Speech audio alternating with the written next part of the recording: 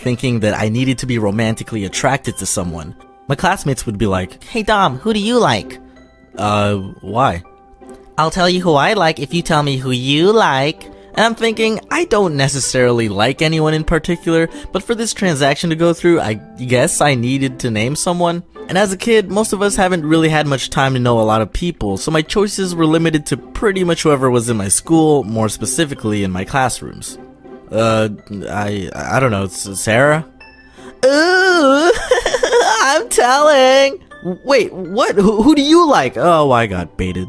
So as a kid, I thought it was mandatory to just have someone in mind to admire. And obviously when you're young, you don't exactly know yet of what your personal criteria is of why you like someone.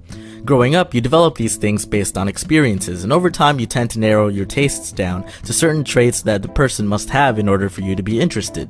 Do they have a sense of humor? Do they like animals? Do they play video games? Are they as weeaboo as you? Do they have a self-esteem issue that forces them to undermine others in order to validate themselves and their self-worth?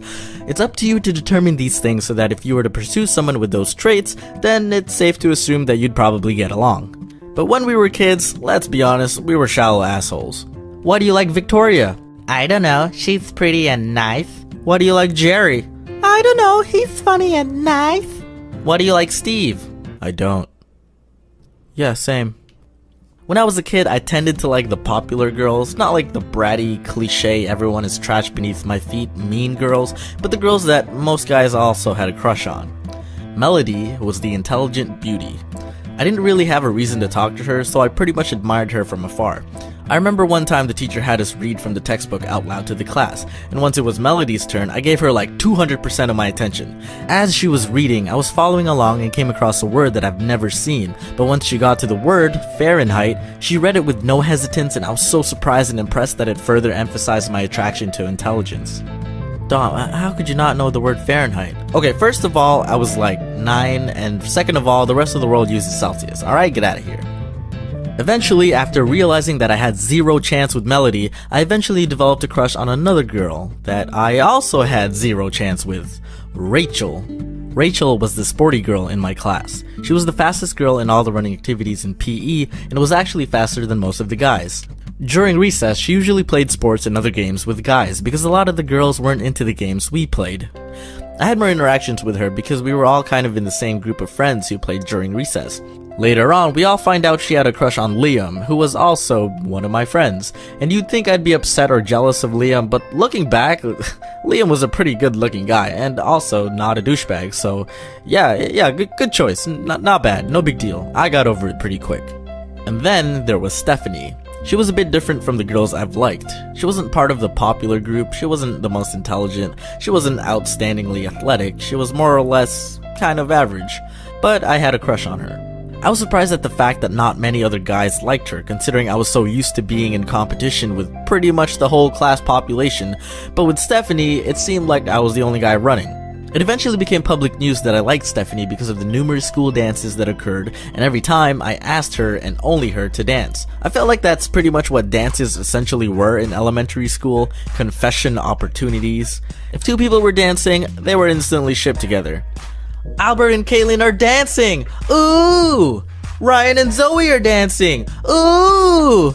Steve is still alone! Ooh! Hey man, I feel like you're using the video to project your inner hate on a personal matter. Why are you hating on Steve so much?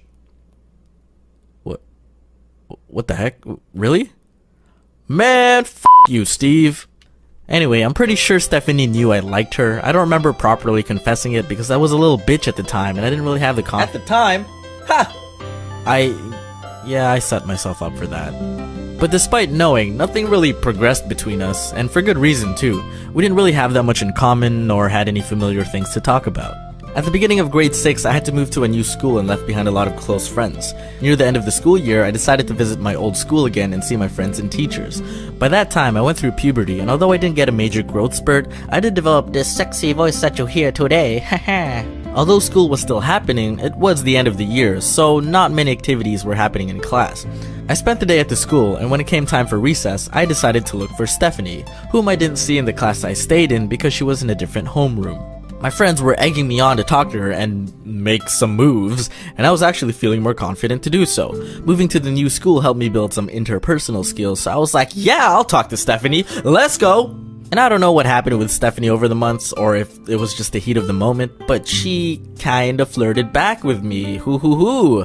I can't remember exactly what we talked about, but it ended with a kiss on the cheek, a phone number in my hand, and a crowd of classmates cheering as if we just got engaged. Oh shit!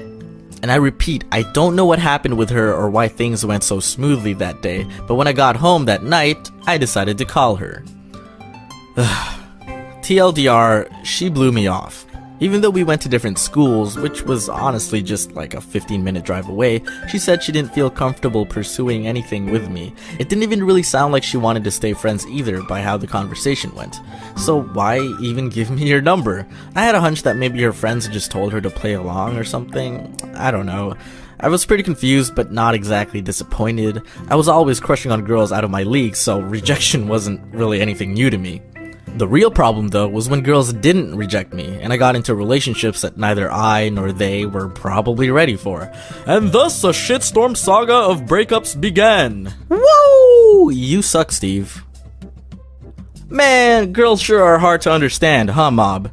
My opinion, get over Tsubomi, she seems kinda basic. Oh, you guys don't know my homie Mob? Well, if you want to get to know him, you could do so by watching Mob Psycho 100 on Crunchyroll. Don't have premium membership yet? Well, if you go to crunchyroll.com/Domix or by clicking on the link in the description, you can try it out for free for 30 days. I mostly just use it for anime, but you can also find manga and dramas there as well.